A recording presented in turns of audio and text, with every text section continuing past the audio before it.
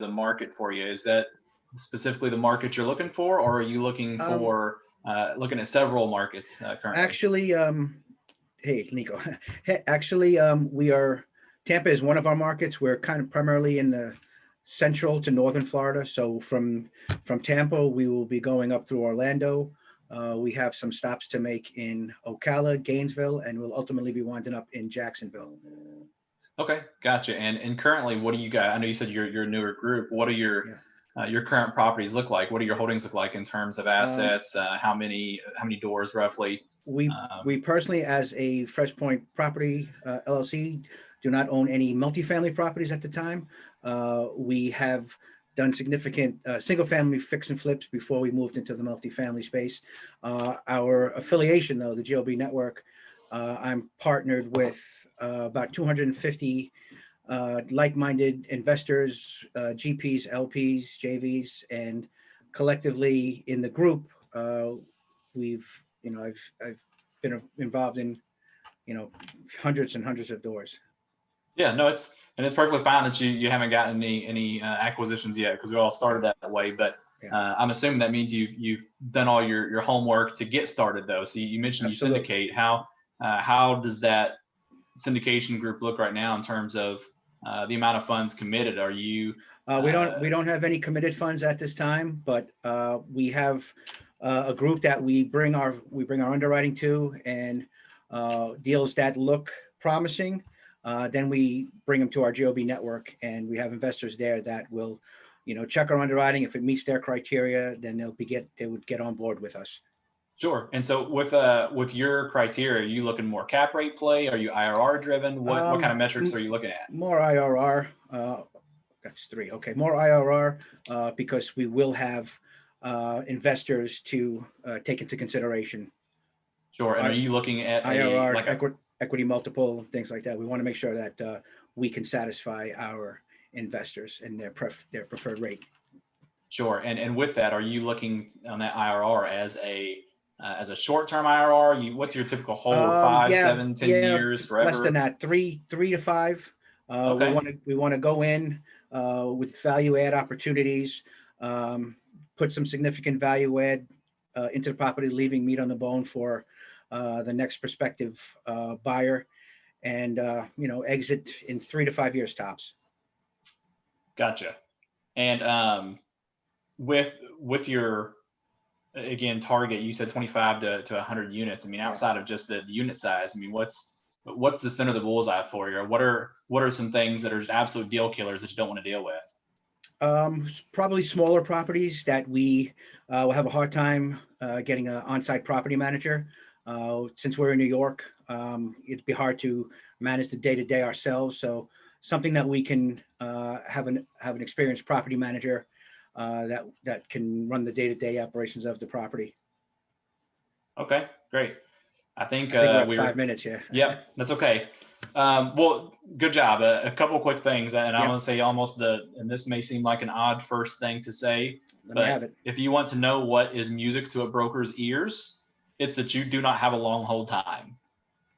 The shorter your hold time is, the more attractive that is, because we have to continue to eat. So Yeah, if I sell a property out of my market and take it off the shelf and put it on somebody that's going to hold for 30 years, I'm never getting that property back to sell. But if you tell me that 3 years, I want it back to you, sweet, much more attractive to bring deals to you, because I'm going to get fed 3 years from now versus 30 years from now. Does that make sense? absolutely. So that quick turnaround will definitely, I think, pay you dividends in getting good feedback from a broker. And I know I don't want to say lie to a broker, but just never say that you're a long-term holder. Say that you're a situational holder. Say you're opportunistic. It depends on when the time is right.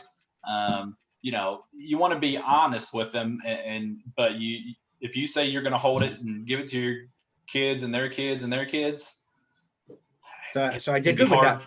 I did Yeah, good it's with gonna be that one, hard huh? for me to bring you a property knowing I'll never see it again, Yeah. especially if it's a tight market that there's low inventory anyways. Right. Um, on So the syndication part, I would say that we deal with a lot of syndications, more and more every day, and that's perfectly fine. But I think in terms of starting out, if you're able to identify the group that you are with, say for example, we were talking about Mike Taravella with Rand earlier. If you can identify that you are working in the network with Rand or Matt Fairclough, the DeRosa Group, Todd Dexheimer, any of those people, that helps strengthen credibility because it's like for us again, I just named people that I've dealt with personally.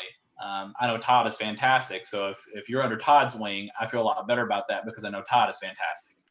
So if you're able to identify those groups that you're working in terms with a larger relationship with, I would definitely identify those if you can, because that will definitely help build the strength and confidence being a new buyer, if that makes sense. Okay. Other than that, and it's tough, and in the amount of time, I think that you did relatively well. I think the fact that you're getting boots on the ground is also a big thing. Just cold calling versus actually getting in the market and getting eyeball to eyeball, as my broker Ken likes to say, also goes a long way. It shows a little bit more commitment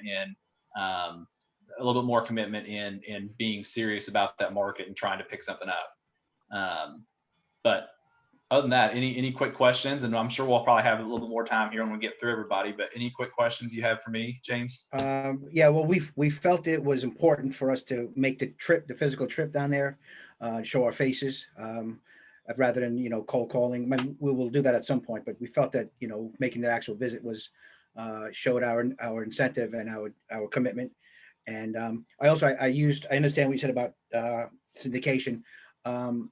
That was, you tell me if this is out of line, that was kind of a deterrent to you asking, I was being prepared for you to ask me how much am I ready to put down, how much upfront cash am I ready to put down. So I'm saying, we raise funds through our syndication. So that's, yeah. Well, you do have to be ready to answer that question. If you ever get on the phone with my broker, Ken, one of the first questions his line of questioning is who you are, where you live, and how much cash do you have. It sounds funny, but he uses it as an icebreaker as well, because people always giggle a little bit when he asks straight up that quickly. But you need to be prepared to ask that question. That's why I was asking about how much you had committed from your fundraising. I don't necessarily need to know that it's from one party or from 30 different parties, but knowing that you have funds readily available to deploy is important. So I would definitely be prepared to answer those kind of questions. How about I'm affiliated with some agency lenders that are ready to help us take down the right deal. Closely with them. So is that carry any weight? It does, but I think again, it's you want to be as specific in your language as possible. The more generalities you speak in, the more difficult it is to really be like, okay, so this person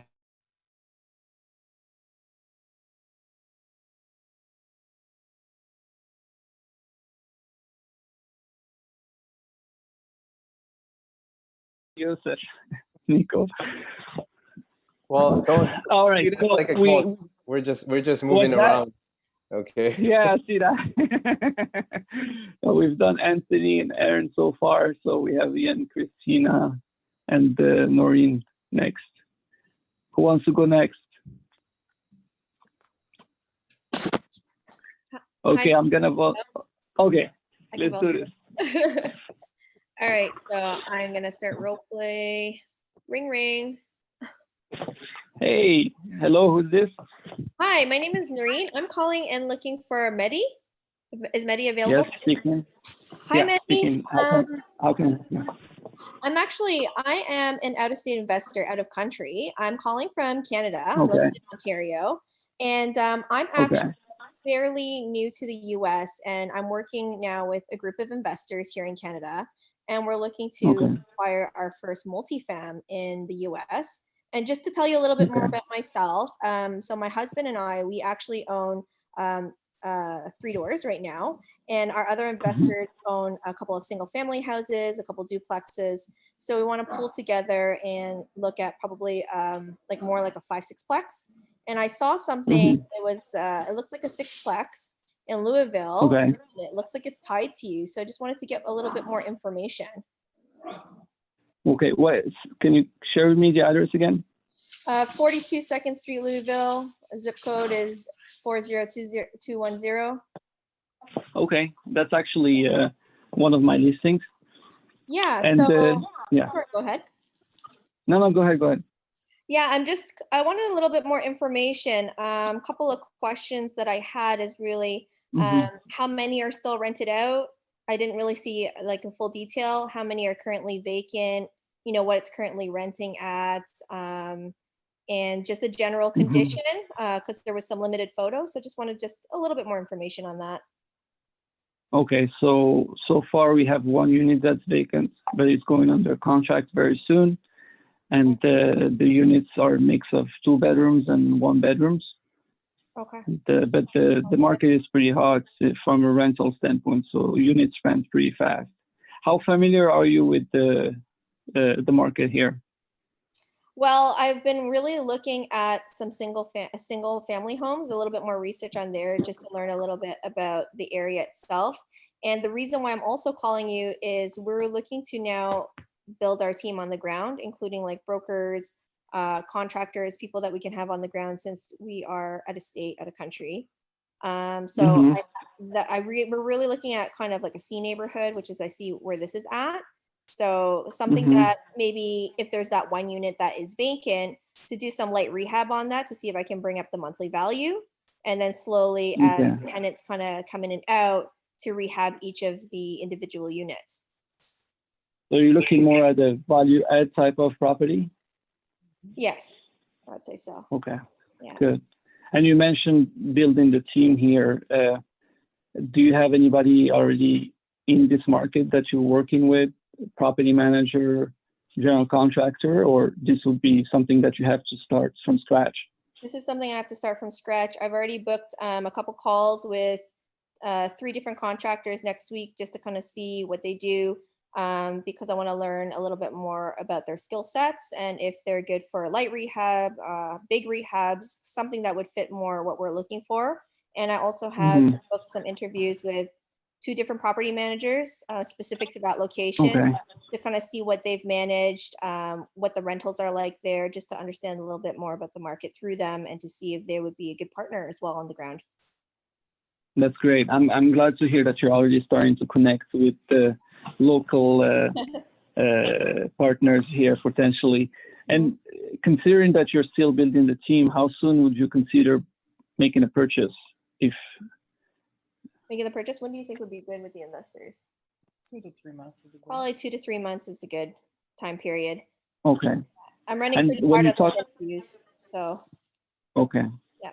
And when you're referring to investors, are you going to syndicate this deal, or are you planning to go in with the JV? What do you think, Ro? We're all gonna put money in it together. Yeah, we'll all put money in it together. I think we're gonna pool the cash deal. That's why we're going more for the 6-plex. We don't want to scale up yet. Yeah. Okay. If you don't mind, And what's question? Why the owner want to sell the property? Well, the owner has been owning the property for over 30 years. He's tired of owning the property. He's more of a mom and pop owner, and he's been running it the old-fashioned way, knocking on doors every month to collect rent. I think that's one of the reasons you could be getting this property at a discount compared to the market. Okay, so he's a motivated seller. He's not necessarily motivated. He's ready to retire from managing properties, but he doesn't have any rush to sell it. Okay, perfect. And do you know a little bit about the condition of the units? Like if they require conditions? Yeah, I would say there's a lot of deferred maintenance because the owner hasn't been very active. He's been collecting rent pretty much, but not spending much time. And from our perspective, this is an opportunity. If you're looking for value add, you can go in and do what the owner hasn't been doing for the last 10, 15 years and increase rent. Rents are actually below market. If you look at our pro forma, you can charge potentially 200 to 300 more than what they're charging today. And that's what we were planning with that first vacant unit, just to do that rehab and then bring up that value. from unit to That unit? could be a possibility, but the unit, like I said, is on contract. So someone will be moving in within the next 30 days. Okay, I see. Yeah. And if before that contract, before that new tenant moves in, is there a possibility for us to book a virtual tour? Just so at least we can take a look at it before they get in? Yes, I'll reach out to my assistant and see if there is an opportunity for you guys to visit it. We are using that vacant unit as to show the building to potential buyers. So we'll do that with you virtually. That's not a problem. Yeah. That's great. Thank you, Mehdi, for your time. I look forward to doing the tour with you. My pleasure. Nice talking to you guys. It's you're kind of looking for. Ideally, at least 10 units.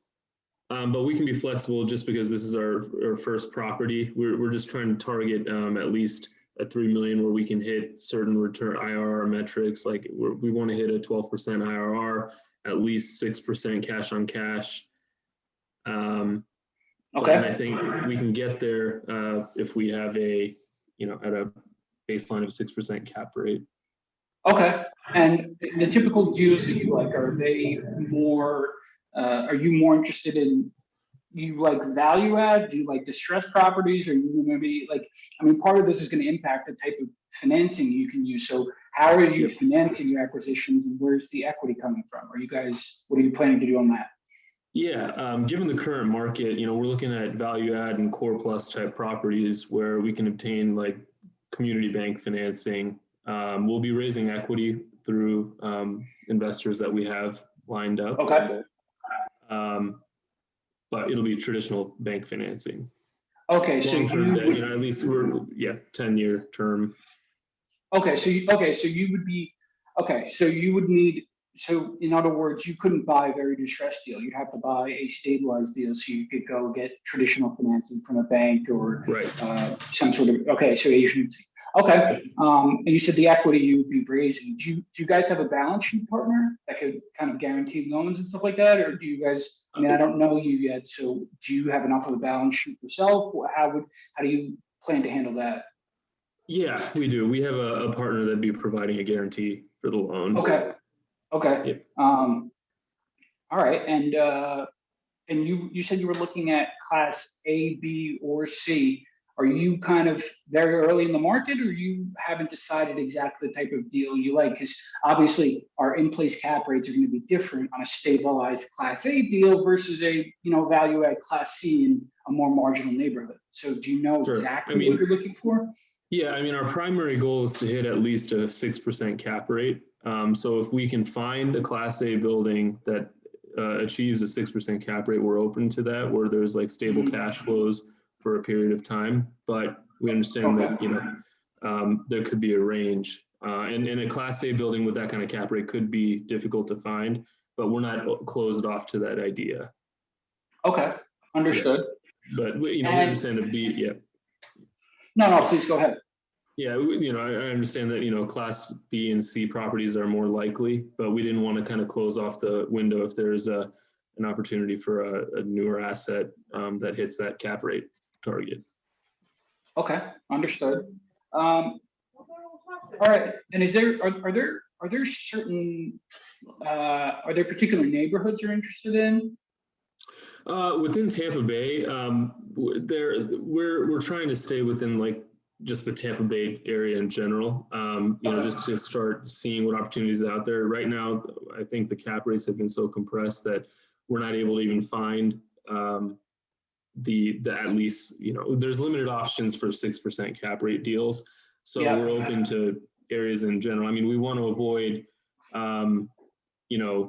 C-class neighborhoods. We're ideally in quality areas within the metro Tampa area or just outside in the suburbs. Okay, and would you be willing to consider if I sent you a deal that's a little bit more marginal, but you could, let's say, complete a value add program where you're renovating units, you're kind of turning over the tenant base? Is that something you would consider, or is it just firm? Because as you said, there's a limited amount of supply that I can find for you. I mean, we're kind of in a bad state. If it's a 6 cap day one has to happen, it's going to be tough.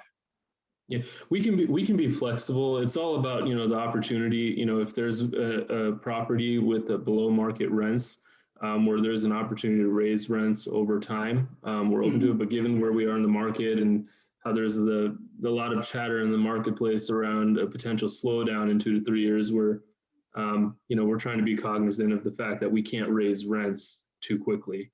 So, we're open to an opportunity if it's not, as long as it's not severely distressed. Okay, understood.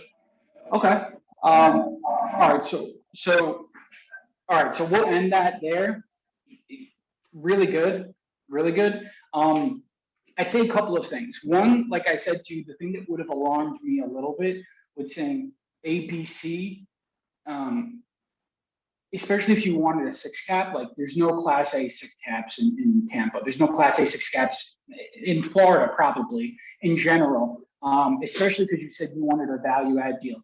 I know some idiots will be like, here's a class A deal, but value add. It's not value add. Value add has age. There's deferred maintenance. There's upgrades to happen. A class A deal with top of market rents is not a value add. There's not really much. Realistically, that I look at class A as like people are buying bonds. That's what they're doing. They're buying inflation protected bonds. There's not real, organic value to add. So I would say that it would be, I'd be very specific on, if you're looking for a 6 cap, that's probably in C class or B minus at a minimum, especially in Tampa. I'm sure it's probably B minus. It might even be C minus. That's a 6 cap today. But I would be very specific on what that is. I would say the other thing was, you said you'd be looking for 10-year financing, but you'd be going to a community bank. Some of them offer that, but that's not that typical, right? It's typically agency that's going to be 10 years. So that would be a little bit of an incongruence. And then the other thing would be that I would say that it is like, you obviously you made good points. Like, we're cognizant of where we are in the cycle. Like you said, certain things that immediately would be like, okay, this guy knows what he's talking about. I would just say one thing is, you would be like, even though you're late in the cycle, right? The fact is, if you bought a deal at a 2 cap, but the rents were 80% below market, it doesn't matter, right? You could still raise rents 70%, even if you wanted to be below market and give yourself that cushion. You want to say that in general, the thing is, when someone says, I want to hit a 12 IRR, I don't know what your IRR, it's impossible for me to project that, right? Because I don't know what your leverage is. I don't know what your timing is. I don't know your deal structure. I don't know how quickly you're going to sell, right? If you're going to sell 10 years out, I don't know. So I would say that I would be more specific on, we're looking for like a stabilized cash on cash as opposed to a day one cap rate. I would say I would be very specific on the type of financing you're using, because again, if I find you a really good deal, but you're using agency or community bank, well, community bank isn't going above 70, probably, maybe 75. Agency is not going above 80. And especially at a lower kind of a smaller deal size of like 3 million, I would be very specific on, I'm looking for this, I'm willing to buy it at this, I'm looking in these areas, like that you did a lot of research on it. And it's a couple of those things, like the saying you're looking across the 3 asset classes. It's very rarely that happens, right? Institutional guys rarely buy class A, class B, and class C. There's guys who own a ton of workforce housing. There's guys who own a lot of B class. There's guys who own, like you said, core plus, right? They put 50% leverage on former Avalon Bay buildings in downtown Miami. Like that's very different than someone going, I want to buy something on, North Miami. That's a 1970s construction that, is 60% Section 8. Like that's a different type of thing. So I'd be very specific on that, but you were calm, you were cool. You did a great job. Cool. Thank you. No, that's really great feedback. Appreciate it. Absolutely. Good job. Thank you. Asking. Actually, I've been playing a lot of ping pong lately. So, and I have been. It's been great exercise. But anyway, it was just kind of cool because he's like somebody new that I'm going to start working with. And I just thought that was kind of a cool little question. So maybe again, it's all business, but maybe you might want to throw in a little curveball in there to throw in something personal, you know? Oh yeah, I mean, I wish all the brokers that I call is as as lively and as chatty as you are. Aw, thank you so much. I am. I hope It I'm is not too easier to make. talkative. I mean, it will be easier to make connections that way, but For you know, sure. And maybe that might be one of the things that make you stand out. Hey, yeah, So hopefully. what'd you do this past weekend? Or hey, something like, I don't know. I'm just a cool person. And if you're gonna be, pardon me, if you're gonna be a jerk, then yeah, I'm gonna line myself up to a jerk. But you wanna mirror and match what you're hearing. Believe me, as me, and I get on the phones with brokers, and these are people with, big companies. Hey, this is Jim. And then I'll say, hey, Jim, this is Christine. And then he'll be like, what do you need? Well, Jim, I called you today because I have a question. Oh, really? What's your question? Well, Jim, you see how my tone went up and down because I was matching what he's saying. If you can mirror and match and try to get into that with them, I think you can maybe go a little further. Okay. So what are my 3 tips? Woo! So Ask questions. Ask them, bug them. Bug them. One of the question, right? So Please. we all are mostly in this call, right? So if deal comes to you, right? Who are you, like, I'm just trying to learn, right? Who is the first one you'll be going to for that deal, taking that deal? Yeah, you know what? That's a great question. And how do I answer it? I guess it would be based on obviously price range, ability. One of the things you might want to say is that you've had experience closing in the last either year, 6 months, your partner had experience closing in the last 2 months, because that's one of the things I ask when I am on the phone is, when's the last time you closed a deal? And, or I'll ask them, if you didn't buy the deal, what happened? Why didn't you buy the deal? And maybe again, it'll end up being under condition or something like that. But I would say price range is probably my top, and obviously cash or financing. But hey, debt is so like inexpensive right now. So you can't blame people for going to get debt, right? Christine, Please. I have a question. Since I'm very inexperienced in this realm, I'm actually going to be a limited partner for a closing March 15th. So, do I need to tell them that, or can I just say I'm a partner? Should I say I'm a limited partner? When you say who's them? The broker. Oh, okay. So when I talk are to you a the broker, one that they're always talking with? Yes, I would be the one. I am the lead. I'm the lead. I'm not the one that's coming in with the money, but I'll be the one doing all the paperwork. Okay, gotcha. So have you done like, how long are you into? Are you just still in due diligence? Yeah. I've only been doing this for like 2 to 3 weeks. Right, but the deal, how long have you been in the deal? Oh, the deal itself. I just got into the deal like a week ago. Okay, cool. So maybe you might want to, Joseph, we need the time. Yes, I'm sorry, Ronnie. Since okay. this is moving on as a workshop, we are limiting to certain minutes to each person. We're gonna have a Q&A session after this. So can we focus on just like practicing of the script for now, and then we'll have a Q&A, Ronnie. Okay, my friend? Yeah, no problem, man. Thank you so much. Sorry. Yeah, no, it's no problem. Logan, did you want to hop in and say anything? Okay. Oh, hey, Logan. Kevin? Sure, I can try to hop in. I'm new, I just joined Lane, but hi, I'm Kevin. Cool. So what are we talking about today? Hey, we're talking about how to talk with brokers and work on getting your deal and working on hopefully presenting yourself in a way that they're going to want to work with you. Yeah, so I'm new. I am interested in the multifamily space, but I've only done residential. I only own 2 properties right now, but it's in my interest to do research, meet people, and sort of break into the commercial real estate.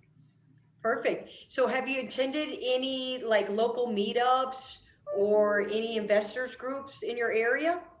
I actually haven't. I think with COVID, it's been challenging to sort of find these types of Well, maybe meetups and some Zoom groups. calls or anything? Have you Mhm. jumped in on any of those? Yeah, that's exactly why I'm here today. I've been Right. trying to reach out, find as many remote calls as I can, and just meet people and hear what they have to say. Have you locked arms with anybody locally that's kind of given you some platform to grow your experience? I have not yet. No, I've been trying to meet other people in the space and hopefully find someone that's way more experienced with than me that I can learn a lot from. And that might be something that, again, I'm just kind of maybe off, like, track, or let's call it off record, but maybe that's something that you might want to do is, and maybe it's research that you do online to Mhm. where maybe you can either follow them for a day as they go tour a property, and or just maybe be on the phone with them. Maybe they're doing a Zoom and maybe they're prospecting and or talking to brokers, and maybe you can kind of be a fly on the wall to kind of hear how they're saying it. So when it comes time for you to present yourself, you can come from a space of solidness and if I'm saying the word right, but maybe you're coming from a space where you have a little bit more experience. You know what I mean? Mhm. Yeah, Again, definitely. I am so like, I'm just so cool with people, and I'll just be straight up. Hey man, listen, I appreciate you sharing with me that you're new. I'm working on some people that have a little bit more experience. So maybe this deal might not be right for you, but we could definitely work on something else in the future. So I definitely do not have a problem sharing that. I am so upfront and I'll tell you how it is. And I might drop a couple of cuss words too if you're a jerk. So I can definitely deal with a lot of that. But I just say, you know what? Ask questions. Make sure that you have your financing and your experience kind of, maybe you might have like a little one-sheeter about yourself. Hey, my name is so-and-so, I've been investing, or I've been in the real estate world. You don't have to necessarily be investing for X amount of years. These are a couple of my partners. If you needed a reference, things like that, that might kind of help create a platform for you to where people are going to take you serious. And again, I still think that the smaller multifamily area, a lot of it's being left behind. And I think that's a good platform for everybody to kind of start. You don't have to go big, because when you deal big, then you're talking to bigger groups. And if you're not really rehearsed and you're kind of a young gun at it, they might not take you all so serious. I had a call today with a guy, and it's like, I've known this realtor for years. And he asked me it's a little 12-unit building. And I'm like, hey, blah, blah, blah. And he goes, well, tell me about your buyer. And I'm like, really?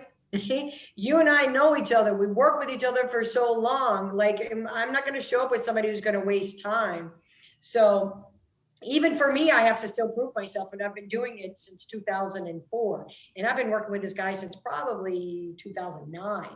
So even for me, I'm still having to kind of climb up the ladder a little bit. I hope I've given some value to all of you. It is an honor, believe me, and a privilege to hang out. Nico and Yosef are some cool cats, man. Very cool guys. Are we wrapping up? I have one last question.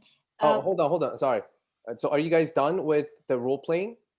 Yes, we did. Yeah, everybody already kind of went All right. in. Sorry, Ronnie. Then for that, I'm sorry. I thought everybody was. No, you're cool. You're cool. Yeah, we were finished. Yeah, it's all good. It's all good, Yosef. All right, sir, stage, Ronnie. Go ahead. No, I mean, I don't want to interrupt. I'll ask my question again, but Adele, you could go. Yeah, what's your favorite question for new buyer? I mean, for new investor in multifamily that is switching from single family? What would be a question I would ask them? What makes you want to switch from multifamily to single family? Single family to multifamily. From single family to multifamily. What would be my favorite question? Wow. Woo, you're catching me off guard on that one. I mean, other than why would you work with me? Why should I work with you? Other than that one, because that's a pretty good one. Do you have any others Yeah, or any other like favorite question that you always ask? Adele, when you say favorite question, you mean the one the caller doesn't look like is a new V. Is it her? Yeah. It could be her favorite question. Yeah, because usually what I got asked is like, like, oh, okay, so you're from single family, so are you sure you can do multifamily? I mean, like, how can I be sure? It's just like the underline is like, how can I be sure you're gonna pull through the Right. whole transaction? Well, So I mean, the first thing is it's always if you're cash or financing, and if you're cash, can you show proof of funds? And if you're financing, do you have your document lined up and or a letter from your bank? And I'll call them, hey, calling on so-and-so, just want to make sure someone that banks in your bank. If she's someone that's, with it. That would be one things that I do ask. And then I do ask experience. When's the last time you bought something? And how long ago was it? And how was your experience at buying? Okay, so and even though the last purchase, if it's recent, but if it's single family, then you still count it as experience? Why not? I mean, you're doing your management, you're doing, I mean, then I would go into other things, about management and how's that been going for you? Do you, I would ask, are you the main decision maker? Do you have partners? What's your role in the partnership?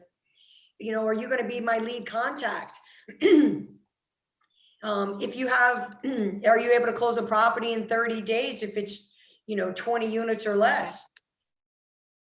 There are people that know about, again, family, stuff like that. So I would absolutely say that's appropriate. And I would actually recommend that. Okay, great. And in terms of how fast you want a response to an email, maximum is 3 days too long where you'd be like, okay, this person is just way too slow? It depends. If the email is offering you saying, hey, I have a property I want you to take a look at, 3 days, if 3 days passes, it may have already been put in front of 2 or 3 other people in that amount of time. So if it's just a general touch up, hey, I had a quick question about something, that's fine. But as I mentioned too, especially if you start getting the trust of a broker that starts offering you off market things, those need to be responded to much faster than fully marketed campaigns, because those windows sometimes might be a month. I might have an afternoon where I've got an owner just in the right mood to say he would look at an offer, but by the time he wakes up the next morning, he's already changed his mind. So I would say if a broker has reached out to you, the faster the better on a response. Okay, great. And then when some person is local to you and they say like they want to meet you face to face, what is your preferred method? Like, is that coffee or lunch or like something that would make you feel comfortable with a stranger? Yeah, I think that would be appropriate.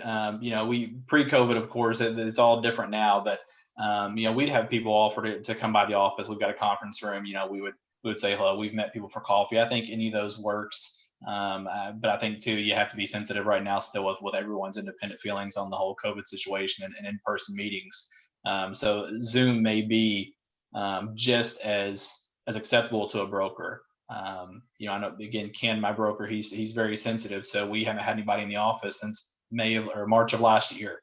But we've done a lot of Zooms and they've still been very effective. So it depends on the person, but I would certainly recommend whatever, any of those that you mentioned would be just fine. Okay. And okay, and then what would be for you like a red flag saying that this person is flaky? Like, I really don't like this person. Wow. That's a loaded question. I think again, if somebody speaks talks too much in circles without really giving specific information is so important for us to really know what property will work for you. So if you say a whole lot without really saying anything, that can be tough to work with. But I'll also tell you too, a big thing is discretion. If I ever take you an off-market property and then I find out that another broker that you're also having a relationship with in terms of trying to find deals, you've mentioned that to them, especially if it's off market. I mean, you just dug your own grave. If I take it, especially off market, as soon as it gets out to other brokers, now I have 2, 3, 4 times the competition to try and get this worked off market for you. So discretion is extremely important, and can really, I mean, I've erased contacts out of my phone for one instance of sharing things about deals that they shouldn't have. So always be very careful with information. Okay. And then also, what would you suggest for a newbie like me when I want to join a group and then represent like, oh, this is my group's holding, but then you come to know that I personally don't have any holdings whatsoever. Is that going to be a turnoff to you?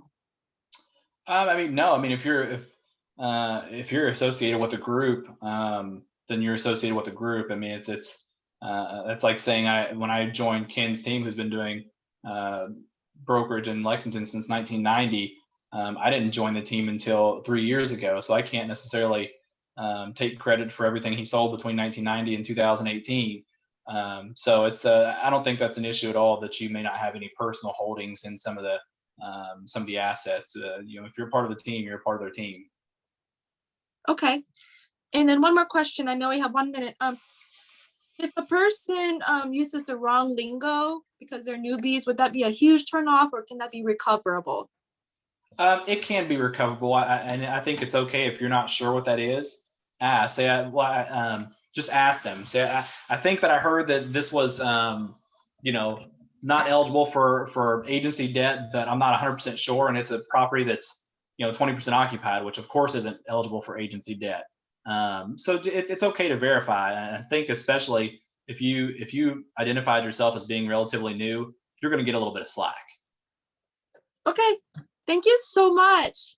Yeah, thank you, Teresa, and thank you, everybody. Sorry, it's I talk a lot, so I know we ran short on time, but I certainly appreciate you participating. Thanks, Robert. Thanks.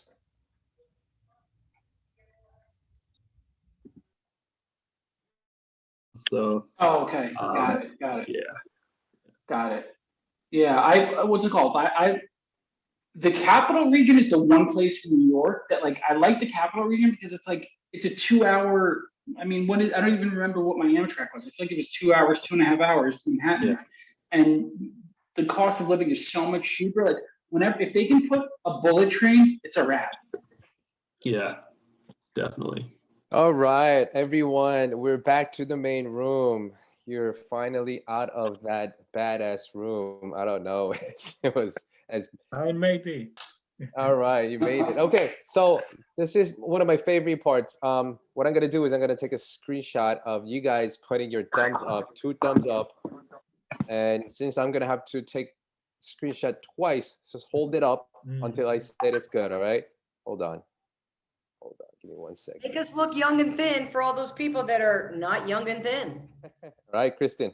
All right, 3, 2, 1. One more. 1 second. 3, 2, 1.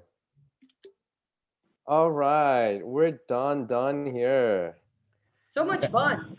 Guys, Yeah. that was amazing. Now I have some quick notes I want to run by you guys because I just from popping in and out of the rooms, I think there's some great takeaways if you don't mind. First of all, kudos. Jesus, man. I mean, that was tough. You think that you're going through a panel interview and we have brokers up here with 5 to 10 people sitting in front of them. And really in every room, you guys are doing such a good job. All of you, the guests and the brokers. There were some great conversations going on, but I have some takeaways. Okay. So clarity with your language. Okay. Clarity is key.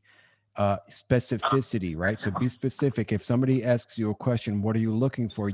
This is now your opportunity to try to narrow that down. What is your exact criteria?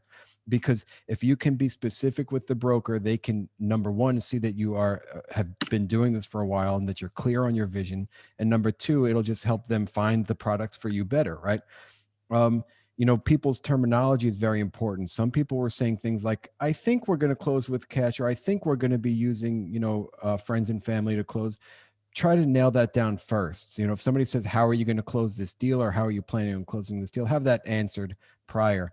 The question came up about, how are you going to finance it, right? So you might be able to, some people were talking about syndications that have never done a syndication, and some people were talking about agency versus versus a community bank debt. Try to solidify in your mind what your strategy will be. Okay. You want to also add a personal touch. Don't just be complete business, with the broker. Add a personal touch to give them some ideas of what you like, and what, maybe find out some things about them, what they like, and then you can provide them with some sort of value in the future, maybe a gift or something just for their time. If you have no experience, and this was a big takeaway that I've got, if you have no experience and no deals done, but you already know the lingo, right? You want to continue to build your education. If you have no deals under your belt, you're going to tell the broker that you are currently educating yourself, you are going through some sort of educational program, and you are affiliated with a credible group. Okay. So for example, Leo can be like, oh, I am in the Jake and Gino group. I am working with Mike Taravella. I'm working with my coach, Bill Ham. So these names, ask them first if you can use them as credibility. They are now your advisors on your team, and you're going to use them as advisors for your team. Christine brought up a point of maybe showing a one-pager, and have them listed as your advisors. So that's your credibility moving forward. Okay. And discretion's a big thing too. So if a broker, you get to the point where a broker gives you a pocket listing, right? Something that hasn't really hit market yet, and they're giving you the opportunity to take a look at it first, you need to honor that, and don't go spreading it around town saying, hey, look what I found, look what I have. They're giving you this opportunity to take a look at it. And that being said, also speed is of the issue. So they give that to you. You need to underwrite that and get back to them with some feedback, typically within 24 hours. Okay. Great points, Nico. Thank you, Nico. That's a great tip, Nico. I'm glad you brought that up. Yeah, But it's just stuff that I heard from all you guys. yeah. I just want to add like maybe two more, or emphasize knowing your lingo is a big thing. I think when you call the broker, I heard a couple of people saying, oh, I'm new to this market. It depends on the broker. I think it might be used as like a turning off. What do you think, Robert or Christine? Like if you hear first time, oh, I'm new to the market. And as soon as, if I were a broker, I would say, oh, okay, this is probably not the serious buyer I could have today. Is that something that resonates to you? I would say that it's okay to be new. It's not okay to be unprepared. So if you are new, Great that point. means you need to be hyper prepared. If you're calling about Lexington, my hometown, I need you to be able to talk about submarkets. That is going to overcome that you might be new, because, oh, you've now shown me, yes, I'm new, but I have prepared myself to know exactly what I need and exactly where I want to be. So I think there are ways to overcome that. But again, I just say it's okay to be new. It's not okay to be unprepared. I love that point. I love the point.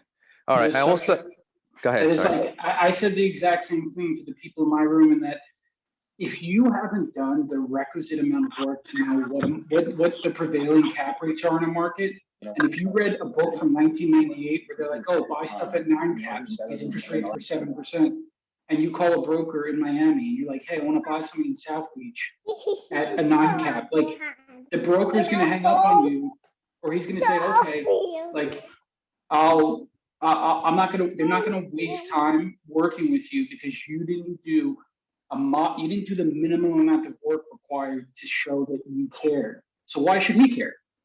I think that's so.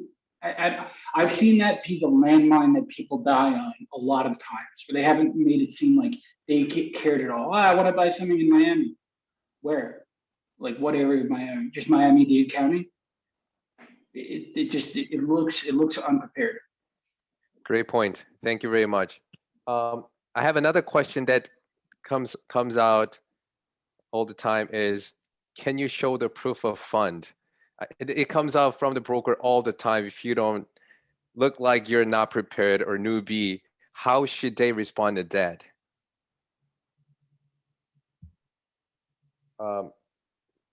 Who is it? Robert, you want to go?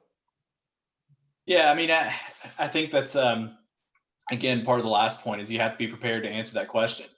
You know, if you know it's going to come, then be prepared to answer it. And even if you don't have personally the funds, you need to be able to show that you have, you know, I've got X amount of people that I have soft commitments from pending the right deal. Or if you have, that's when if you are in a group, a larger group like the wheelbarrow group, things like that, you know, mention those groups to help build that credibility as well. You know, again, I told the group I know, you know, I've worked with Mike Taravella personally so many times that if somebody name drops Mike, that's going to change things if I've never spoken to this person before, because I know Mike.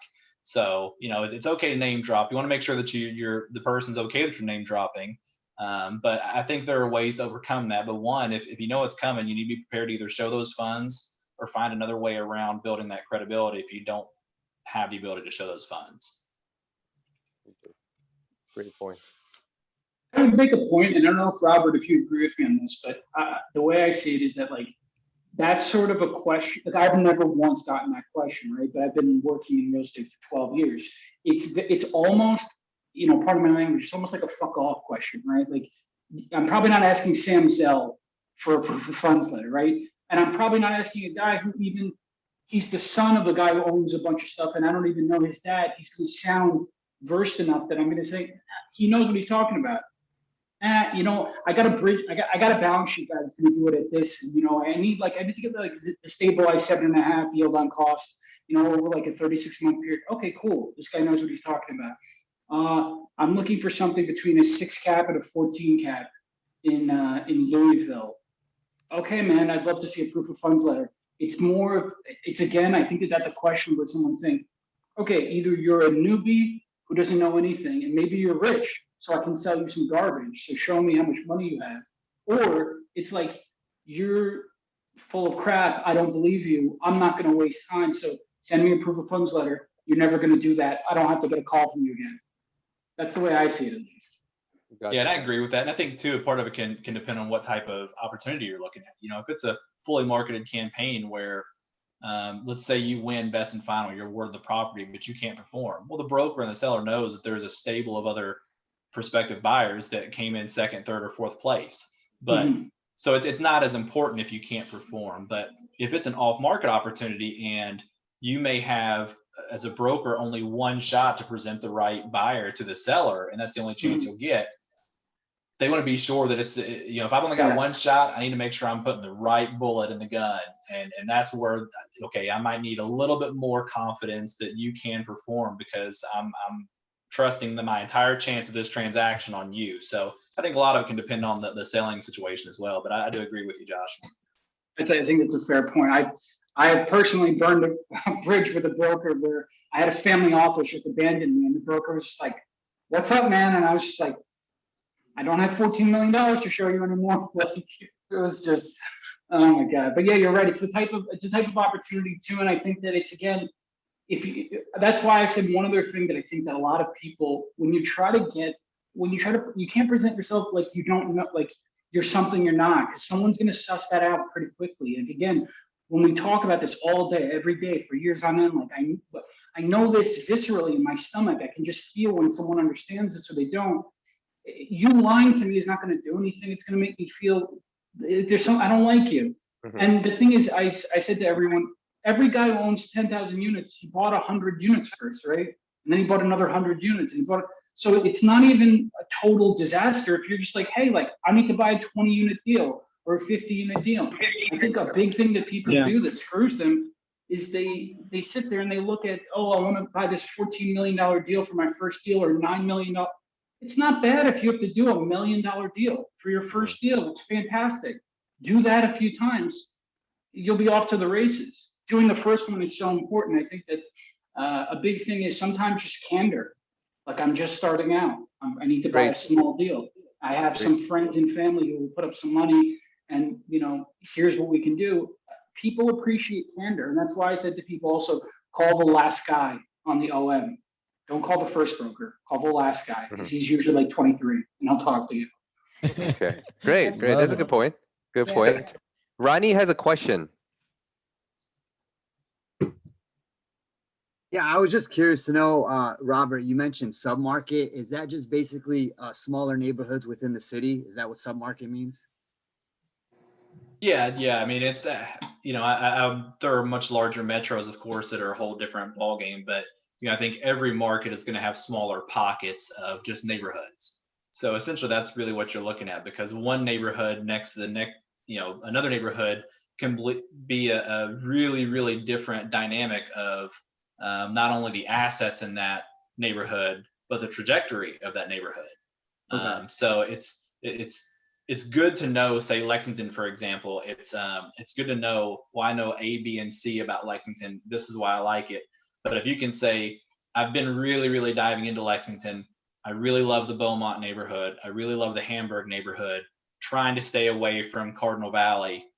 Okay, well then that just helps make things more specific. And really the introductory call is one, building relationship, but two, trying to narrow that funnel down from the whole market of properties that could work for you to the ones that really work for you. So if you can be as micro as going into the submarkets, that for me can cut out a lot of the conversation to get right to what you're targeting. Okay. Great. Thank you very much. Thank you. Any more questions point. you have? Yes, I have a question, if you don't mind. Go ahead. Yes, thank you, guys. And thank you all for all your input tonight. It's been really helpful. I've asked this question on a couple of different forums, and I've got a couple of different answers. So you give a person a listing, and they take it back, will underwrite it, stress test it a number of different ways, and just can't get close to the asking price. What do you want to hear from me as why I can't get, I can't do the deal? I have to pass on it. What are some- Kristen. The truth. Yeah. Kristen, can you answer that one? Oh my gosh, it's funny. I'm going through a situation right now that I'm actually the broker, and I'm showing up to another broker, and I'm just going through a situation where the numbers just aren't adding up. Yeah, definitely. I asked them about their underwriting and how they're doing it. What are they factoring in? I don't know where a lot of expenses here are somewhere between 40 and 45%. Sometimes people do it a different percentage of the expenses, but yeah, definitely you want to hone in down on how they're doing their underwriting, and make sure that they have and aware of what the rent growth is, if there is any rent growth available, and to see if there's any juice that you can help provide on the deal as well. You want to definitely provide, maybe some ideas that they didn't think about, to be able to add value to the property. All right, great point. Thank you. Okay. We're slowly wrapping up. Any more questions? All right, I think we're up for the closing for tonight. Everybody, thank you for staying. And I think this was really great, seeing you guys all interacting and engaged in the conversation with brokers. And it was just, to me, it was just amazing. Nico and I went through all 4 rooms, and everybody was like doing it nicely well. So thank you very much for coming. Thank you. It's been fun. I'm going to Let me know send it. how I can be of help. Bye, guys. I'll send an email with all of the brokers' contact information so you guys can reach them, by a click of a button. All right. So look for that follow-up email. Okay. And one more thing is, it's not going to be our traditional video of like nice presentation, because we were moving around the rooms. So it's a little like, might be some choppy or different way, but it's real. So when you get a chance, take a look. It's fun. Thank you. When's the next one, Awesome. guys? Thank you, guys. Have a great evening. Oh, yeah, I think we're going to make that announcement. So we've been, since last May, throughout all pandemic, up to tonight, we were doing this bi-weekly, but Nico and I decided to turn this into a monthly one. So the next one will be probably second week of April. We're going to have another flyer for that one, an announcement with the new dates. So, but yeah, that's what's happening. Again, we hope you guys come and join the meetup each time. And again, thank you for coming tonight, and we'll see you again. Thank Thank you, you so much. everybody. Thank you, guys. Thanks, everyone. So much. Thank you. you. Thank Thank you. you. Awesome. I Have a good loved one, it. guys.